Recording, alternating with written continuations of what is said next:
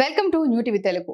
రాష్ట్రంలో అధికారంలోకి వచ్చిన కూటమి ప్రభుత్వం రైతులకు నిజమైన భరోసా ఇచ్చిందని ఆహారం పౌర సరఫరాల శాఖ మంత్రి నాదెళ్ల మనోహర్ పేర్కొన్నారు. 2024-25 ఖరీఫ్ సీజన్లో రాష్ట్ర పౌర సరఫరాల శాఖ ద్వారా చేపట్టిన 31,52,753 మెట్రిక్ టన్నుల ధాన్యం సేకరణ గాను 7,222.35 కోట్లు చెల్లించామని వెల్లడించారు. తద్వారా 5,03,52 మంది రైతులకు లబ్ధి చేకూరిందని తెలిపారు. ఇది మా ప్రభుత్వం సాధించిన ఘనత అని సంతోషంగా చెబుతున్నాం. ముఖ్యమంత్రి చంద్రబాబు నాయుడు, డిప్యూటీ సీఎం పవన్ కళ్యాణ్ రైతుల క్షేమం కోసం నిరంతరం ఆలోచిస్తున్నారని చెప్పడానికి ఇదొక ఉదాహరణ అని నాదెళ్ల ట్వీట్ చేశారు. ఈ మేరకు ధాన్యం కొనుగోళ్ల గ్రాఫ్ ను కూడా పంచుకున్నారు.